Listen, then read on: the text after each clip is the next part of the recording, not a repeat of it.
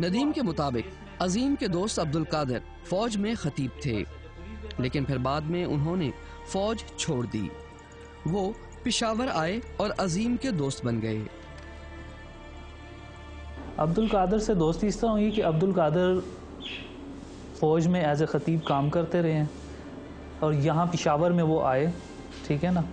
तो यहाँ पे उन्होंने फिर इसके साथ दोस्ती की, यानी बड़ी गरीब गुरबा हालत में आए थे वो, ठीक है ना। तो भाई के साथ उनकी फ्रेंडशिप हुई, फिर उसके बाद वो आगे चलते रहे, मतलब फिर इवन के वो यहाँ से वापस मुल्तान चला गया, तो फिर भाई भी उनके साथ चूँकि दोस्त था तो उन्होंने कहा कि जी आप आ जाओ, हम मिल के कोई कारोबार शुरू कर लेते हैं वहाँ पे। नदीम ने बताया कि माजी में अब्दुल कादिर को खुफिया इदारों ने अगवा किया था और अजीम ने न सिर्फ इन अगवा करने वालों का पीछा किया बल्कि अदालत में रिट भी दायर की, जिस पर उनके दोस्त अब्दुल कादिर को बाजियाब करा लिया गया।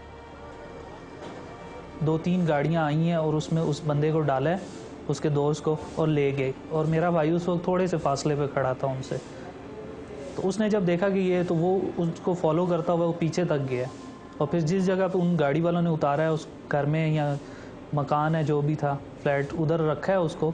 तो फिर मेरे भाई ने अपने बाकी जो उनके दोस्त थे उनको इन्फॉर्म किया कि यार इस तरह से उस दोस्त को तो उठा के वो ले गए हैं और यहाँ पे आओ, यहाँ पे उसको बंद किया हुआ है।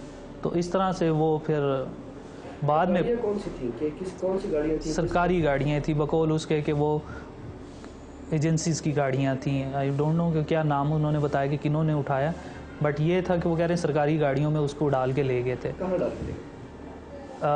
हयाताबाद साइड पे, या उनका जो अपना वो होता है, यानी इन्वेस्टिगेशन सेंटर एज फर्स्ट होता है, जो जहाँ पे वो पूछगिछ के लिए ले जाते होते हैं। इस वाक़े के कुछ अरसे के बाद अब्दुल कादिर पेशावर से मुल्तान चले गए और वहाँ अपना कारोबार शुरू कर दिया। अजीम ने अपने वालिद का प्लॉट बेचकर अब्दुल कादिर के कारोबार में पैसे लगाए। वो हमारा एक प्लॉट था हयाताबाद में जो अब्बू को मिला था सरकारी तरफ से ना, प्रेस की तरफ से, तो वो भाई ने बेच के वो पैसा फिर उस कारोबार में इन्वेस्ट किया। कितना पैसा? तकरीबन 7-8 लाख रुपया था वो। चूँकि वो उनका दोस्त था, उसकी मोटिवेशन थी। आपको पता है, आपका कोई बेस्ट फ्रेंड हो तो फिर उसकी मोटिवेशन आपके बड़े काम आती है। आप कहते हैं कि नहीं, जो थीम इसके जहन में या जो ख्यालात ये मुझे बता रहा है वो कोई और नहीं बता सकता। अजीम अक्सर मुल्तान रहा करते थे। 16 मार्च 2007 को वो मुल्तान से पेशावर आए और फिर अगले दिन घर से मुल्तान के लिए रवाना हो गए। 2:30-3 बजे के करीब वो मुल्तान जाने के लिए, क्योंकि वहाँ पे उनके दोस्त होते हैं जिनके साथ मिल के वो एक पार्टनरशिप पे कारोबार चला रहे थे। आज़ाद ट्रेडर्स के नाम से वो कंपनी थी। तो वहाँ से फ़ोन उनके जो पार्टनर था, यानी दोस्त, उसने किया कि यार मैं भी नहीं हूँ, आप भी नहीं हो, तो आप फ़ौरन आओ। तो वो उस फ़ोन कॉल के बाद फ़ौरन 2:30-3 बजे के करीब खाना खाने के बाद घर से निकल गए।